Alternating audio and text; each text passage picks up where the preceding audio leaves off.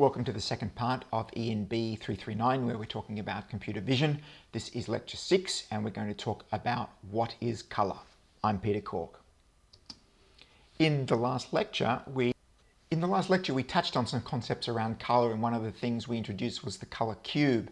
So this is, you imagine 3 axes and you vary the amount of redness, greenness and blueness at a particular point. You end up with a cubic volume which represents the infinite number of mixtures of colours that you can possibly have. And this is often represented as the colour cube. We're looking at this cube from the corner where red and green and blue are all equal to 1, and we see white right on that closest to us corner of the cube. A couple of other views of the cube, we see the red corner and the green corner. If we cut through that cube, there'll be even more mixtures of colours inside.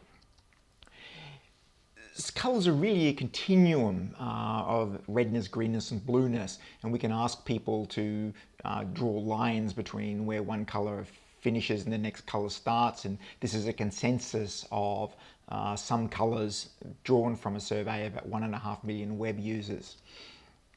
We can load colour images into MATLAB as easily as we can load in grayscale images, and we can examine pixels in the scene, and we see that each pixel has got an amount of redness, greenness and blueness. So pixels like corresponding to the blue flowers will have not much red or green, but they'll have a lot of blue. The red flowers will have a lot of red, not much green or blue. Images, when we load them into MATLAB, are represented as 3-dimensional quantities. It's got 426 rows, 640 columns, and 3 color planes. Here's an example of the color planes. We can represent them as individual grayscale images. So here we have these grayscale images that represent the amount of red at each particular point, the amount of green and the amount of blue. We've separated the red, green and blue out into 3 different images, and we can clearly see that the pink and red flowers are very bright in the red image because they have a lot of redness in them. Similarly, in the blue image, the little blue flowers show up quite brightly in that. They don't show up nearly as brightly in the red and green images. We oftentimes think of these planes stacked one on top of the other. The red plane in front, then the green plane, then the blue plane. So the value of a particular pixel, the pixel at row U and column V, actually comprises 3 numbers. It comprises a red component, a green component and a blue component. I think of this as drilling down through this stack of image planes and picking up the value at each particular plane. And so the value of a pixel in the color image isn't a single number like it was for the grayscale image. It is 3 numbers. Refer to it as RGB value or a tristimulus value, tri meaning 3. Reminder that in MATLAB, when we index into a matrix, the first subscript is the row, the second subscript is the column. If it's a 3-dimensional matrix, like a color image loaded into MATLAB, then there are 3 subscripts, a row, a column, and what we call the plane, shown by the little graphics to the left. Now, if we consider a patch of color orange and we render it at different brightnesses, we see that it gets darker and darker until 0% brightness. It's just a black square. Now, these are all oranges, right? From the bright orange through to the most extreme dark orange, which is in fact black. So what we're interested in is how can we tease apart this concept of color that we have, red, green, orange, whatever, and brightness. So we have 3 values, 3 numbers at every single pixel, amount of red, green and blue. Now we can tease this apart into 1 number, which is brightness, and 2 numbers that represent color. So color we represent with what's called chromaticity coordinates. So we can compute these 2 numbers, little r and little g, from our RGB values. And these are normalized in the range 0 to 1, and they are sufficient to uniquely define a color. So any color can be defined by its amount, little r and little g. And all of those colors live in that white triangle. The triangle shown shaded it's not possible to have a value in there because r plus g plus little b equals 1, and all of these numbers have to be positive. So all the colors live in that lower triangle. Pure red, pure green and pure blue live at the corners of that triangle. So we can load a color image into MATLAB quite easily. We do a gamma correction to deal with the nonlinearity that's present in the camera that took the image. and we can compute a little r image and a little g image, and we see that the tomatoes in the image are very bright in the little r image, they're very dark in the little g image. And we can then perform some pretty simple logic on the on the intensity of little r and the intensity of little g, where we can define what we call decision boundaries and select the pixels that have got a little r that's large and a little g that's small, and we can then create a binary image where the white pixels correspond to tomato and the black pixels correspond to everything that is not a tomato. We can put that binary image into the MATLAB function iBlobs, and it's going to crank out some information that tells us the area and the position of each of those two blobs, which represent tomatoes. They're not particularly tomato shaped at this point. They're both pretty ragged. We can display some graphics, overlay some graphics to highlight where those objects are. And if you're a tomato picking robot, maybe this is part of the solution. So new material for this lecture, I want to talk about where colour comes from. And there are a number of components in the chain that affect the colour that we perceive about something in the environment. And the first thing that influences colour is the illuminant. That's the source of light that falls onto the scene. So that energy we refer to as illuminance. It falls on an object in the scene and it's reflected. And there's a function called reflectance which describes the colour of the material. So it's a function of colour. Energy is then reflected off an object. We refer to the light coming off an object as luminance, and that strikes our eye and causes a sensation in our eye, which is the response. And we perceive that response as colour. The units of these arrows are either watts or lumens, and lumens are an interesting unit that I'm going to talk about towards the end of the lecture. So the spectral theory of light was developed by Newton way back in 1672, and he did this famous experiment where he took light from his window and passed it through a glass prism and created a colourful spectrum on the wall. He was the first person ever to do this, and he came up then with the theory that there are multiple waves of different lengths that comprise light, and that white light was simply a mixture of lots of individual colours. This was quite an astounding discovery at that particular time. And this sketch that's shown in the middle here is actually from one of Newton's notebooks describing the experiment that he did in his room at Cambridge. And down the bottom we have a representation of the spectrum, and we have units across the bottom which are the wavelength of the light in units of nanometers, 10 to the minus 9 meters.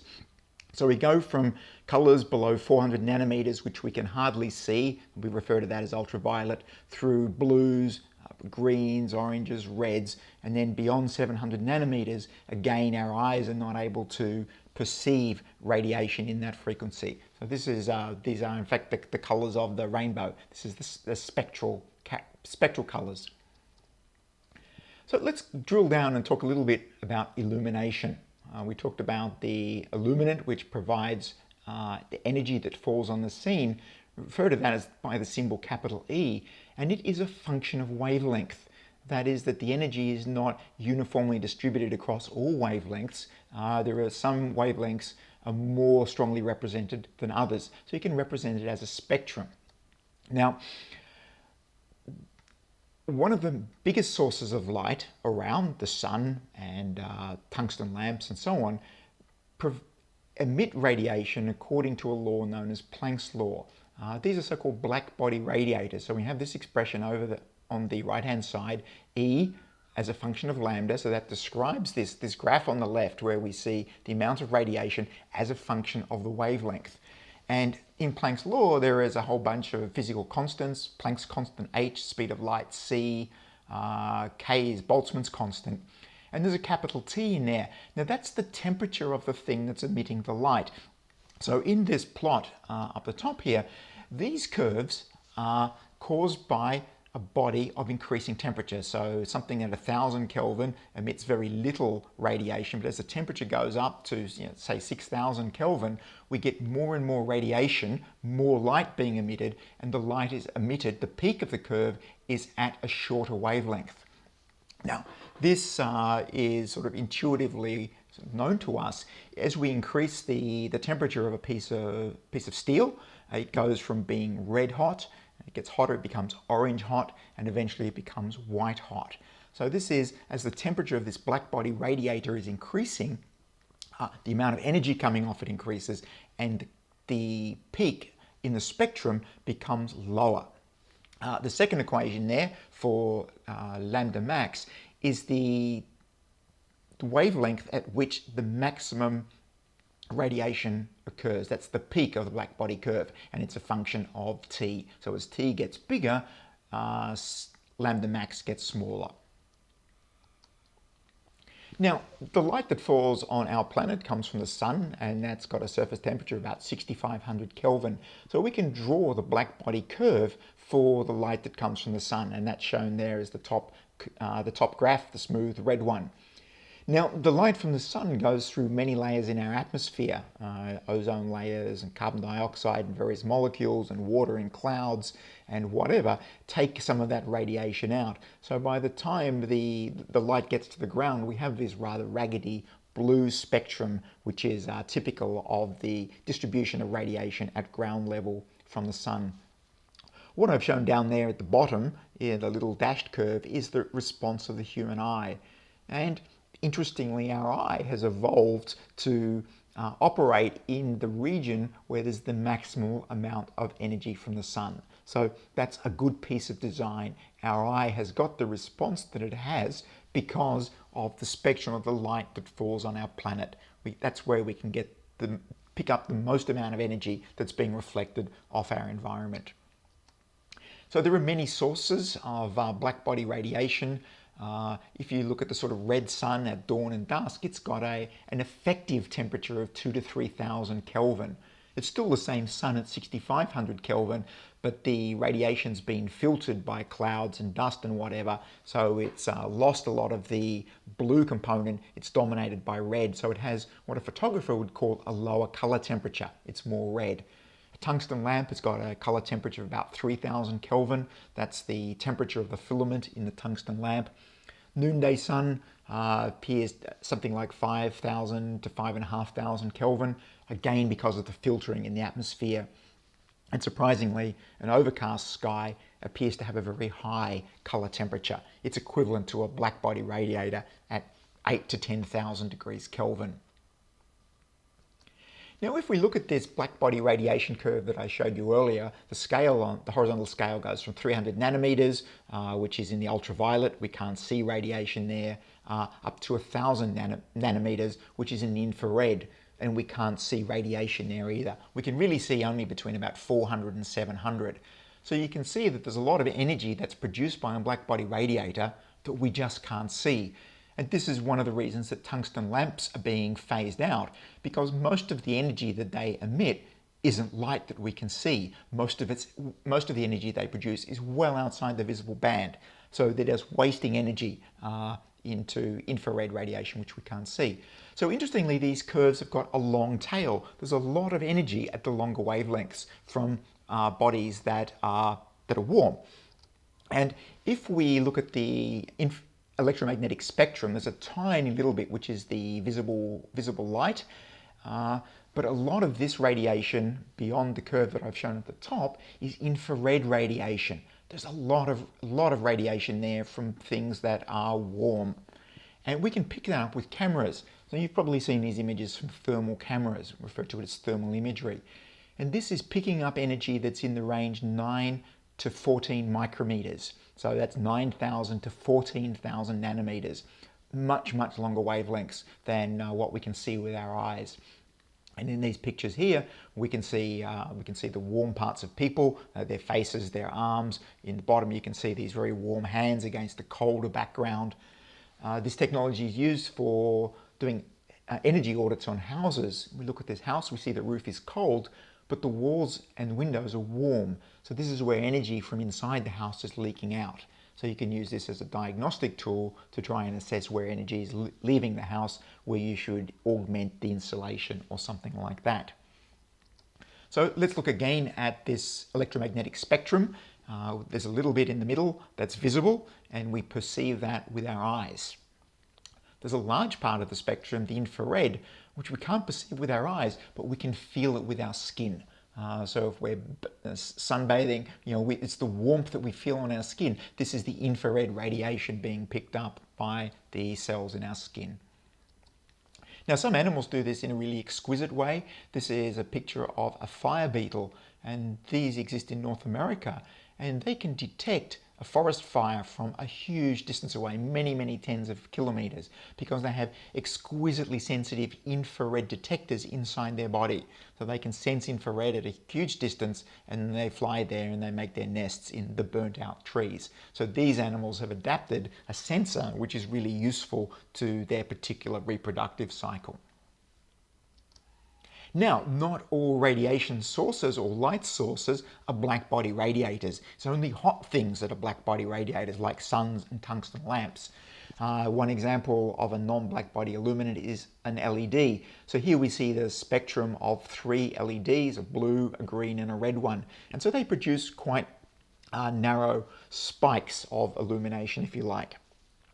A compact fluorescent tube produces a very unusual spectrum. But unusually, it appears to our eye to be white. And this is the interesting thing with spectrums, that you can actually have many spectrums that give you the same visual perception. And we refer to those families of spectrums as metamers. Different spectra, but it looks exactly the same to us. So here's an example of a very ragged spectrum, but it's been designed in such a way, all those little peaks excite our eye in just the right way that the thing looks white. Each of those little peaks is actually a different sort of phosphor inside the coils of the compact fluorescent. The ultraviolet light generated inside the tube excites these different phosphors. They emit these peaks, and bingo, we think that that's white. A laser is an extreme example of something that's not blackbody. It's a very, very narrow peak, and this is the spectrum of a helium neon laser. It emits, very, very narrow band at 630 nanometers, very deep red. So we've talked about the light source. It can be blackbody or non-blackbody. It's the radiation that falls on the scene, and then it's reflected off the object with a function r of lambda. So light, when it falls on a scene, if we imagine a ray of light falling in and it reflects off, and if the surface is like a mirror, we have this law, angle of incidence equals angle of reflection, which you probably remember from high school physics. We refer to this as specular reflection, and specular comes from the Latin word for mirror. But there's another very important form of reflection called Lambertian reflection, named after this 18th century guy, Johann Lambert. And this is the sort of reflection that occurs from a diffuse or matte surface, a non-shiny surface. And what's interesting about Lambertian reflection is that the brightness is invariant to the angle at which you view it. So although the amount of light that's being reflected off is a function of the angle, it's a function of the cosine of the reflectance angle. If you consider a little piece of the scene that's reflecting light, so although the light that is emitted from that falls off with the cosine of the angle, if you're looking at it from an angle, that piece of the scene appears to be smaller. It's foreshortened. So overall, it appears to be exactly the same. It appears to be a smaller piece of the scene emitting a smaller amount of energy, and it scales so that the brightness appears to be invariant to the angle at which you're viewing it. And the best example of Lambertian reflection is the moon. So the moon is a sphere, but in this picture, it looks almost flat. So if you consider the edges of this image, the moon is curved right away from us. The surface normal of the moon is pointing sideways in this image, yet the intensity appears to be almost unchanged. And that's because the moon is highly textured. It's a very diffuse matte surface, and it's the perfect example of a Lambertian reflector. In reality, most things are a mixture of diffuse and specular reflection, and so it's a mixture. Some things are highly Lambertian, some things are highly specular, most things are somewhere in between. So this is about how light is reflected off a scene. But we've been talking about the spectrum of light that's reflected from scenes. So here's a picture of a red brick, and down the bottom are some graphs of the reflectance of a red brick that I looked up on a database online. So here we can see the reflectance as a function of wavelength from about half a micrometer up to 10 micrometers. And we can see that it's got some quite interesting characteristics in there. So this spectrum is a unique characteristic, if you like, of this material red brick. Almost every material that you can think of will have quite a unique spectral signature. And this is the key to a lot of these Earth observation satellites that are up there. They look at the Earth at many, many spectral wavelengths. And from the relative intensity of those different wavelengths, they can make decisions about what sort of material it is that they're looking at. So by being able to measure this reflectance function, unique characteristic of material, you look it up in a database and you can say, okay, that's bauxite, or that's iron ore, or that's a forest, to quite a level of precision. The graph that's over there on the right-hand side, I've just zoomed into the visible part of the wavelength, visible wavelengths. And so that's between 400 and 700 nanometers. And what you notice here is that this doesn't reflect very much in the wavelength, say 400 to 550. It doesn't reflect much blue, but we can see that it reflects a lot of red. And that's pretty appropriate for something that appears to us as red. Doesn't reflect much blue, reflects a lot of red. So we would say that that is a red material. Reflectance, this function R, varies between 0, means it reflects absolutely no light at all, and 1, which means it reflects all light. A piece of white paper reflects about 80% of the light that falls on it. So it's unusual to get reflectance above 80%. A mirror would give you that, but most everyday materials are going to give you a reflectance but less than 80%. So this is the spectral reflectance characteristic of a material, which we call R. So the light that falls on the scene has got a spectrum E. It hits a material that's got a reflectance spectrum R, and the light that leaves the object we refer to as luminance. That's the light leaving a scene. I use the symbol L for that. And it is the product of E and R. So we take these two spectrums and we multiply them together to get the spectrum of the luminance, of the light leaving the scene. Now the final step in this whole process is that this light lands on a sensor. So we're going to talk about the sensor being the eye. Now the eye has got a response as well, and I call that M, because we already talked about the fact that there are some wavelengths that cause absolutely no response in your eye. Ultraviolet and infrared, you can't see them, your eye doesn't notice them. So M also has a spectrum. So the actual response of your eye is this integral of E and R and M over all lambdas. So it's a function of the spectrum of the light falling on the scene, the reflectance of the object, which is a characteristic of the object. It doesn't depend on the light, it is an innate property of the object, and the characteristic of the eye. So we're going to talk now about the response part of this system. So this is some figures that I showed in an earlier lecture. This is a cross-section of the eye. The light enters from the left through the lens and is focused on an area at the back of the eye called the retina. So if we do a cross-section of the eye from the inside to the outside, look at it through a microscope, we get a figure that's something like this. We drill down through layers of little blood vessels and nerves, and we eventually get to some light-sensitive cells called rods and cones, which are shown over there on the bottom right. Now the eye, the retina itself is a funny structure. The light-sensitive cells are buried below the surface. There is an area with high density of light-sensitive cells called the fovea, and there's this area on the right where the optic nerve enters, where there are absolutely no light-sensitive cells at all. This is your blind spot. And your eye and your brain hide that from you, but there are some tricks that you can pull to actually notice your blind spot. So let's consider the rod cells. They're the long, thin, wiggly cells in the back of the retina. Now these contain a pretty amazing protein called rhodopsin. The guy who discovered that in mid last century won a Nobel Prize for that. And it's this molecule shown down the bottom there. When a photon hits it, a little end bit of the molecule flips around and generates an impulse which is picked up by the nerve, eventually goes off to your brain and you see something. These rod cells are sensitive in very low light. They're the cells that you use to see things at night. They're also very motion sensitive. So over on the right there is the spectral response of the rod cell. So it responds to light between about 400 and 600 nanometers. That's the response of the rod cell.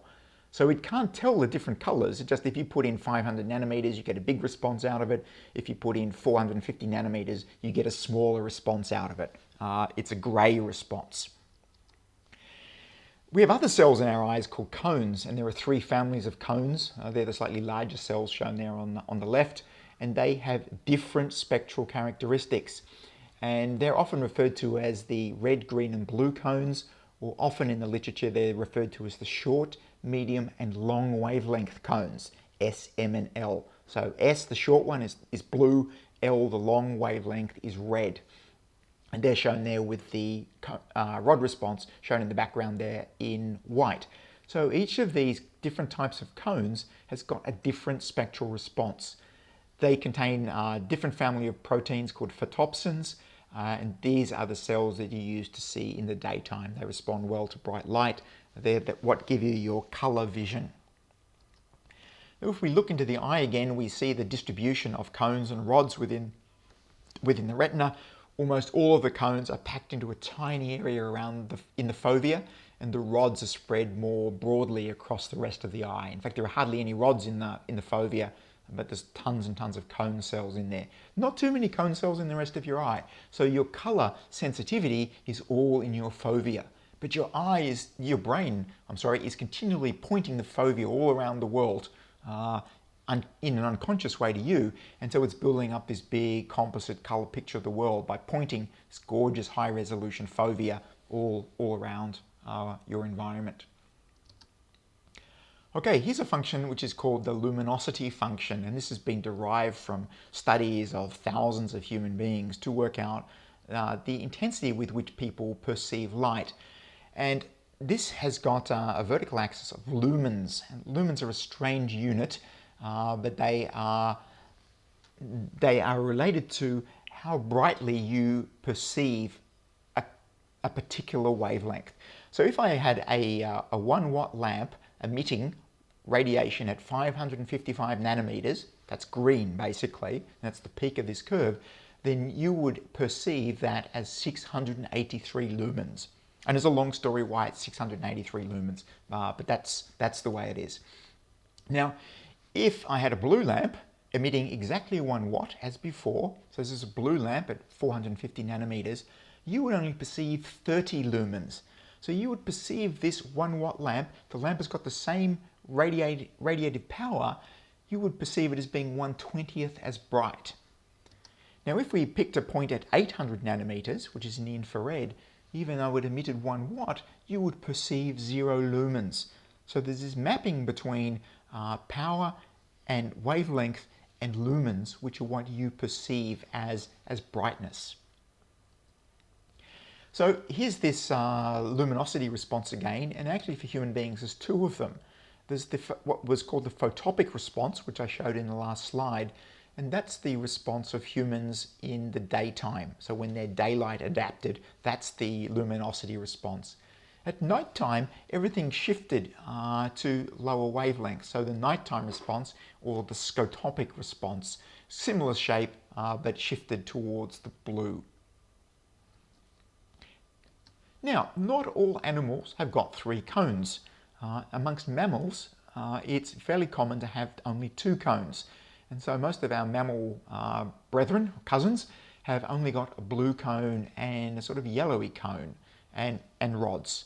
So we refer to them as Dichromats because they can only see two types of colors. It's only primates, so us, monkeys, apes, that have got the ability to see 3 colors. So somewhere along the way we evolved an extra cone that allowed us to separate reds from greens. So a horse, dog can't really separate reds from greens. We can. And speculation is over evolutionary time, this was useful to allow us to distinguish red fruits from green backgrounds. Animals like birds are tetrachromats, so that means that they have got 4 different sorts of cones, and this is clearly very useful to them in the business of being a bird. So they can see into quite deep infrared, probably slightly better blue response as well. They can see certainly well into ultraviolet. So this is characteristic of many birds. Now, some humans, in fact 8% of males, and I'm one of them, suffer from what's called red-green color blindness. This is a little defect on the end of the X chromosome. And what it does is cause our green cones to have a response that's almost exactly the same as the response curve of the red cone. So if you can imagine that the green cone response labeled M there for mid wavelength, it's pushed to the right and almost overlaps the red one. So it makes it almost impossible to distinguish red from green because the two different sensors are highly overlapped. The way you can diagnose this problem is with what's called the Ishihara test, shown at the top there. And in those, people with good color vision can see particular numbers or digits. I certainly can't. They're just a sea of dots to me. So 8% of male population, I would expect that across the ENB339 class, there would be a few other colorblind people as well. So let's go back to considering the spectra that we talked about. So this is the spectrum of light from the sun at the surface of the Earth, between 350 nanometers and 800 nanometers. So it's from ultraviolet right through to infrared. And I'm going to multiply that by the spectral reflectance of the red brick object. And so what that's done, you see that we have attenuated the energy in the blue, so between 350 and 550, that the top curve has been suppressed, and at the longer wavelengths, the red wavelengths, there is more energy in this spectrum.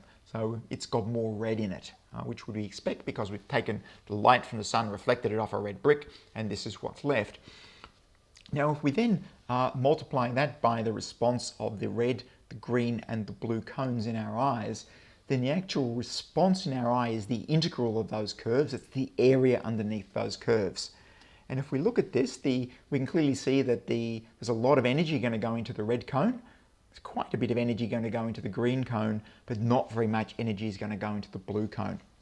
So it's those three areas, the blue shaded area, the green shaded area, and the red shaded area, is the amount of red, the amount of green, the amount of blue. We refer to those three numbers as the tristimulus. So what we've got is a really complex spectrum of light falling on a scene. We've got a really complex reflectance function for the object. It all boils down to the area underneath these three curves, which gives us three simple numbers, which represent the color that we perceive when we look at this particular scene. So you can imagine that there would be many other combinations of light and reflectance that would give us exactly these same responses. And that's a very interesting characteristic of color, that we've taken a signal which has got an infinite number of dimensions. We've reduced it to a signal with only 3 dimensions, red, green, and blue. And that can never be unique when we map from an infinite number of dimensions to just 3. So that's how the color imaging process works. Spectrums come in and an amount of red, green, blue comes out from the cones in our eyes. So when we build cameras, we've essentially mimicked this. So we have a silicon photosensor, which is sensitive to a wide range of wavelengths. And on top of that, we print a pattern of colored filters, red filters, green filters, and blue filters. So that means that the silicon sensor underneath that filter mimics the function of a cone. So we build silicon cones with red, green, and blue responses. So this idea of printing filters on top of a silicon chip was a pretty smart one. It's patented way back in 1976 by a guy called Bruce Bayer, who worked for Kodak. And these are widely known as Bayer filters. So here's an example of a Bayer filter pattern. So if you zoomed into the surface of a camera sensor chip, say the one in your iPhone or the one in your camera with a microscope, you would see a pattern of colors that looks like this. So we see that you can clearly see as a 2x2 pattern, repeating pattern of color filters. And each 2x2 grid has got 2 green cells, a red cell, and a blue cell. And if we imagined the outputs of the silicon sensors underneath each of these filters, and I've just made up a bunch of numbers here that represent what the underlying silicon sensor is measuring. And let's consider these are 8-bit unsigned integer numbers, so they're numbers between 0 and 255. Now let's say for this particular pixel, I want to know what's the amount of red, green and blue at this particular point on the camera sensor chip. Well, the amount of red is pretty easy because this has got a red filter on it. So the answer, the amount of redness at this particular point must be 75. But now, if I want to know what's the amount of green at this cell, at this particular pixel, that's a bit more problematic because it doesn't have a green filter on it. I cannot measure the amount of green at that particular point. So what we do is we take the average of the green and its 4 neighbors, and we average those, and that we assume that the amount of green in the middle is equal to that particular average. So that means we're making some assumptions about how quickly green changes or how quickly colors change across the scene. That's a pretty good assumption. Let's say we want to measure the amount of blue at this pixel. Again, that's problematic because we don't have a blue sensor there, but we do the same trick and we take the average of its 4 neighboring blue pixels and we average those numbers, and that's the amount of blue at that particular pixel. So now I'm going to set you a quick exercise and I want you to tell me the amount of red, green and blue at this pixel that I've highlighted.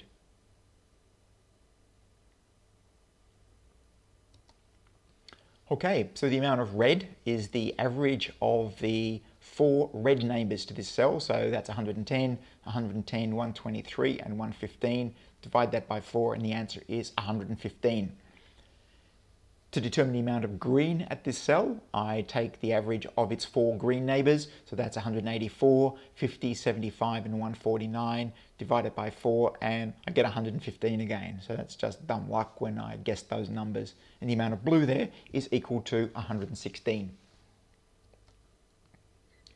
Okay, so here's another exercise for you, and that's to tell me, why do you think there are more green pixels than red or blue pixels in a Bayer color sensor? Why do you think that is? Well, I don't know the exact reason, but some things that occur to me. One is it's pretty easy to print a 2x2 grid and just stamp that out across the whole sensor. And if we're going to have a 2x2 grid that's got 4 numbers in it, we've only got 3 primaries, then we need to duplicate one of them. So then the choice is, which one do we duplicate? Now our eye is most sensitive to green, so that's perhaps a good reason to choose the green. If you look biologically, our eye has 6 to 7 million cones, and 64% of our cones actually are red ones, and only 32% of them are green ones. So if we're going to mimic the human eye, we maybe would have duplicated the red, but it's very, very common in Bayer filter camera chips to duplicate the green. So 2 green, 1 red, 1 blue. All right, so that's it for a bit of a rundown on where colors come from, how color perception occurs. If we summarize what we've talked about, that the light reaching our eye can be described by its spectrum. And the spectrum reaching our eye is a function of the illumination falling on the scene and the reflectance of the objects on which it falls. Now, in our eyes, we measure the amount of energy in 3 overlapping spectral bands. We looked at the spectral response of red, green, and blue cones. And we've evolved to have 3 cones, so we see 3 primary colors. There's no reason that there are 3 primary colors. It's not a physical constant, it's not a universal constant. It's just the fact we've got 3 cones in our eyes, we have 3 primary colors. A horse only has 2 primary colors. So at horse kindergarten, that's what they would learn, that there are two primary colors and they can make everything with blue paint and yellow paint. We refer to the outputs in these 3 spectral bands as tristimulus values, or more commonly as RGB values. The response of the eye to radiation at a particular wavelength is termed luminosity, and it's 0 for invisible wavelength. So it doesn't matter how bright the source is, if it's at a wavelength that we can't see, we're not going to get any sort of visual perception at all. And finally, a digital camera sensor mimics this with a Bayer array of color filtered pixels. That's it for this lecture. Thanks for your attention.